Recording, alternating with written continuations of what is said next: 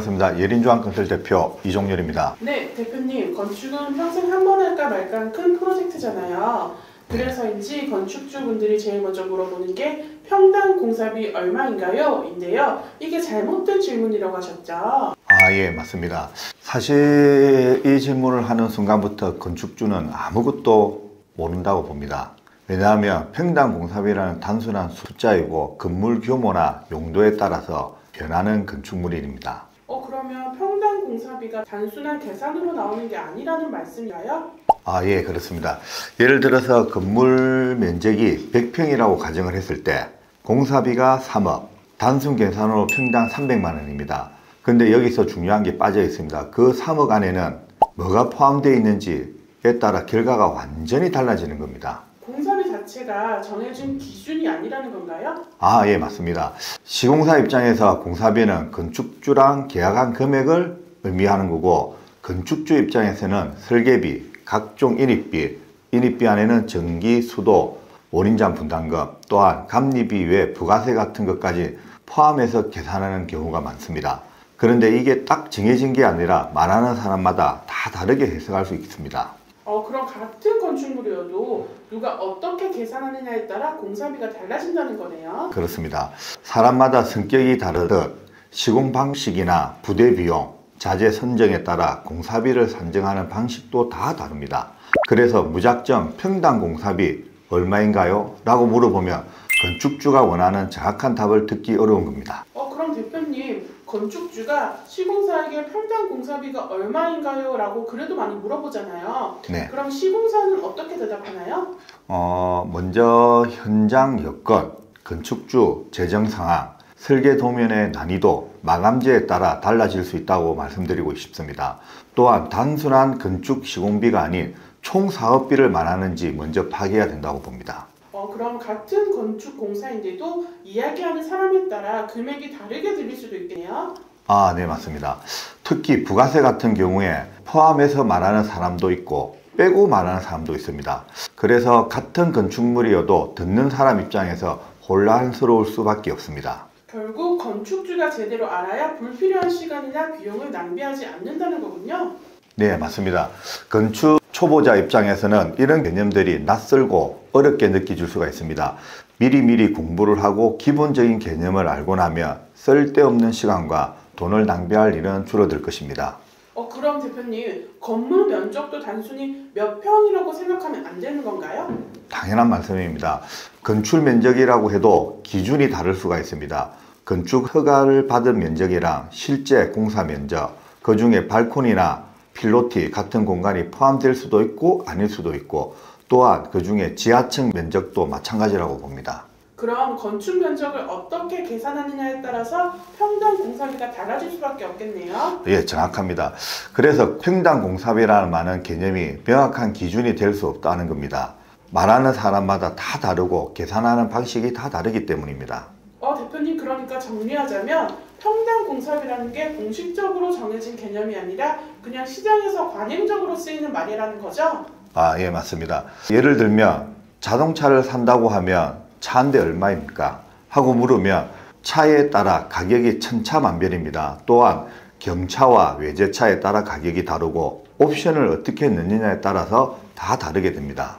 그러니까 예를 들자면 차 한 대 얼마예요? 라고 묻는 것처럼 평당 공사비 얼마예요? 라는 질문도 너무 포괄적이라는 거죠. 예, 맞습니다. 자동차도 브랜드, 옵션, 연비, 유지비 이런 게 다 따져봐야 하는데 건축은 더 훨씬 복잡합니다. 토지의 상태, 설계 방식, 마감재, 인입비, 감리비까지 고려해야 하는데 그걸 단순히 평당 얼마로 계산하는 것은 말이 안 됩니다. 그러면 평당 공사비는 그냥 참고용 숫자라고 생각하면 될까요? 예, 맞습니다. 건축주분들이 모르다 보니 설계 도면이 나오기 전에 예상 공사비를 알고 싶어 하시는 겁니다. 예를 들면 같은 면적이라도 공사 방식이나 마감재에 따라 비용 차이가 엄청나게 날 수 있고, 똑같이 100평짜리 건물을 짓는다 해도 철근 콘크리트 구조, 목조 구조, 철골 구조에 따라 어떤 자재를 사용하는가에 따라 공사비가 완전히 달라집니다. 그런데 평당 얼마? 숫자 하나로 공사비를 예측하는 것은 너무 단순한 접근이라고 봅니다. 그럼 건축주 입장에서는 그럼 대체 공사비를 어떻게 접근하는 게 가장 현명할까요? 조금 전에 말씀드렸다시피 자동차를 구매할 때 그 차량의 CC, 유지비, 옵션, 연비, 보험료까지 다 따져보는 게 중요하듯이 건축도 전체적인 비용 구조를 알고 설계비, 기초 보강 공사비, 마감재, 감리비, 인입비 같은 걸 다 고려해서 접근해야지 그래야 나중에 예상치 못한 비용을 발생하는 걸 막을 수 있습니다. 대표님 말씀은 알겠지만 그래도 건축주 입장에서는 대략적인 금액이라도 알고 싶으실 텐데요. 그래도 가끔 저보고 대표님 그래도 대충이라도 말씀해 주세요 하시는 분들이 간혹 있습니다. 제 29년 경력으로 면적 대비 현장 여건을 고려해서 산정해 드리고는 있습니다. 네, 대표님. 그런데 막무가내로 평당 얼마요라고 묻는 그런 건축주분들과는 그럼 일을 안 하시는 건가요? 안 하는 건 아닙니다. 제대로 준비된 상태에서 시작하는 게 중요하다는 말씀을 드립니다. 건축은 처음부터 꼼꼼하게 계획하고 접근해야 원하는 결과를 얻을 수 있고 막연한 금액을 가지고 결정하면 결국 건축주만 힘들어지고 어려워집니다. 그래서 나는 무조건 충분히 이해하고 계획을 잡고 시작하는 걸 권장합니다. 그럼 대표님, 건축주분들이 흔히 옆집도 비슷한 크기의 건물을 지었으니까 나도 같은 비용이면 되겠지라고 생각하는 것도 위험한 건가요? 완전 위험합니다.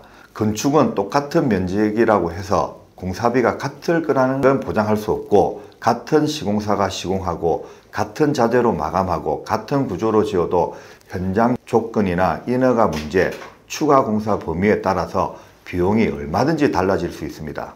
그럼 대표님, 설계 도면을 들고 가서 전문가에게 이거 평당 얼마쯤 나올까요? 라고 묻는 건 어떤가요? 그 질문 자체가 문제가 있습니다.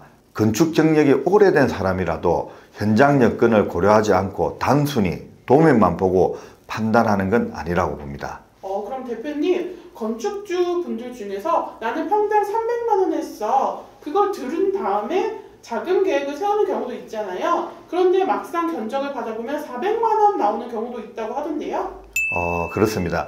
이게 가장 건축주분들이 흔한 실수 중 하나입니다. 건축이라는 게 단순히 면적 곱하기 평당 공사비로 끝나는 게 아닙니다. 그런데 그렇게 믿고 예산을 세웠다가 나중에 예상보다 비용이 더 나오고 결국 계획이 틀어지고 공사를 못하는 경우를 많이 보았습니다. 그러면 건축주가 현장에 가서 직접 시공업체에서 상담을 받는 건 어떤가요? 그러니까 예를 들어서 택지 개발지구나 공사하는 현장에 가서 이 정도 건물은 평당 얼마쯤 나오나요? 라고 물어보는 방식이요. 그렇게 물어보면 시공사에서 평당 얼마라고 대략적인 금액을 말해주지만 보통 이렇게 말할 겁니다. 설계부터 임대까지 다 책임지고 해드리겠습니다. 계약금 20%만 주시면 나머지 공사비는 임대보증금으로 공사비를 충당하면 됩니다 라고 하실 겁니다. 그럼 건축주 입장에서는 부담이 적어 보여서 오히려 좋은 조건처럼 느껴질 수 있을 것 같은데요? 당연히 그렇게 생각하시겠죠. 하지만 막상 시작하고 나면 건축주는 스트레스로 1년 만에 10년을 늙을 겁니다. 계약할 때 다 줄 것처럼 말하지만 공사가 진행되면 예상 못한 추가 비용이 계속 나올 수 있고 결국 공사비가 점점 늘어나고 계약금까지 묶여 있어서 되돌리기도 어렵게 됩니다. 그렇다면 건축주가 직접 인터넷 검색을 통해 평판을 확인하고 업체 가격을 비교하는 건 어떨까요? 물론 인터넷에서 정보 찾는 건 아주 중요하다고 봅니다. 근데 그 문제는 거기에 나오는 평당 공사비라는 게 정말 믿을 만한 기준이냐는 겁니다. 예를 들어 평당 공사비를 10만 원 깎았다고 생각하면 100평이면 1000만 원 절약하는 것처럼 보이지만 그런데 실제로 공사를 시작하면 그 차익보다 훨씬 더 큰 추가 비용이 발생할 가능성이 높습니다. 네, 대표님. 그럼 평당 공사비 시세라는 건 어떻게 정해진가요? 그게 참 아이러니하게도 대부분 부동산 업자, 그러니까 예를 들면 부동산 중개인들이 만들어낸다고 봅니다. 그런데 그 사람들은 정말 건축공사에 대한 전문 지식이 없고 그냥 단순하게 요즘 이 동네 이 택지에서 평당 얼마 하더라 정도의 정보일 뿐이고 그런데 그걸 믿고 계약하면 어떻게 될까요? 아, 그럼 결국 건축주 입장에서는 평당 공사비라는 숫자에만 의존하는 게 아니라 전체적인 공사비 구조를 제대로 이해하는 게 중요하겠네요. 네, 평당 공사비는 숫자일 뿐이고 건축을 제대로 하려면 설계 단계부터 공사비 구성, 추가 비용, 가능성까지 다 고려해야 합니다. 그래서 나중에 불필요한 비용이 줄어들고 안정적인 공사를 진행할 수 있다고 봅니다. 그럼 대표님, 보통 건축주들이 평당 공사비를 시세보다 비싸게 주면 손해봤다고 생각하시고 반대로 저렴하게 하면 잘한 계약이라고 생각하시는 경우가 많잖아요. 네, 이건 어떻게 생각하세요? 그건 바보 같은 생각입니다. 평당 공사비라는 게 단순히 높고 낮은 걸로 판단하는 것은 아니라고 봅니다. 건축을 해본 적 없는 사람이 옆집보다 싸게 지었으니까 성공한 계약이라고 생각하며 나중에 추가 공사비가 계속 나오며 결국 예상보다 더 많은 돈을 쓰게 될 수 있습니다. 정리하자면 대표님 말씀은 건축주가 평당 공사비 얼마인가요? 라고 묻는 순간 제대로 된 공사비를 산출하기 어려워진다는 거군요. 네, 맞습니다. 맞습니다. 이 질문을 한다는 건 사실상 나는 건축에 대해 잘 모르니까 가이드 없이 대충 가격만 듣고 판단할 겁니다. 그러면 당연히 정확한 공사비를 파악하기 어렵고 예상치 못한 비용이 계속 발생할 가능성이 커집니다. 그럼 이제부터 해결 방안에 대해서 알려주시면 좋을 것 같아요. 그럼 건축주 입장에서 어떻게 접근하는 게 가장 좋은 방법일까요? 가장 중요한 건 평당 공사비라는 숫자에 집착하기보다는 건축 과정 전체를 이해를 하고 설계 단계에서부터 어떤 비용이 들어가고 추가 공사비가 어디서 발생할 수 있을지를 파악하는 게 먼저 우선이고 공사비를 제대로 알기 위해서는 단순한 숫자가 아니라 세부 사항과 공정별 비용을 따져봐야 합니다. 그래서 대표님께서 유튜브에서 이런 내용을 계속 공유해 주시는 거군요? 예, 그렇습니다. 예, 유튜브에서 다양한 건축 노하우를 푸는 이유가 꼭 우리한테 공사 맡기세요라가 아니고 건축주가 제대로 알고 접근해서 불필요한 비용을 줄이고 후회 없는 건축을 할 수 있기 때문에 아는 만큼 보이고 보이는 만큼 벌 수 있다는 말처럼 건축도 공부하고 준비하고 하는 만큼 좋은 결과를 만들 수 있을 겁니다. 네, 오늘 이야기 정리하면 평당 공사비라는 건 단순한 숫자가 아니라 건축 과정의 최종 결과다. 이 말씀이시죠? 예, 맞습니다. 예. 네, 대표님. 마지막으로 한마디 남겨주신다면요? 건축, 아는 만큼 돈을 아낄 수 있습니다. 제대로 알고 준비하면 불필요한 비용도 줄이고 만족스러운 결과도 얻을 수 있습니다. 현명한 건축주가 되시길 바랍니다. 이 영상이 건축을 준비하는 분들께 도움이 되셨다면 구독과 좋아요, 알림 설정 부탁드립니다. 예련조합건설 대표 이종렬이었습니다. 감사합니다.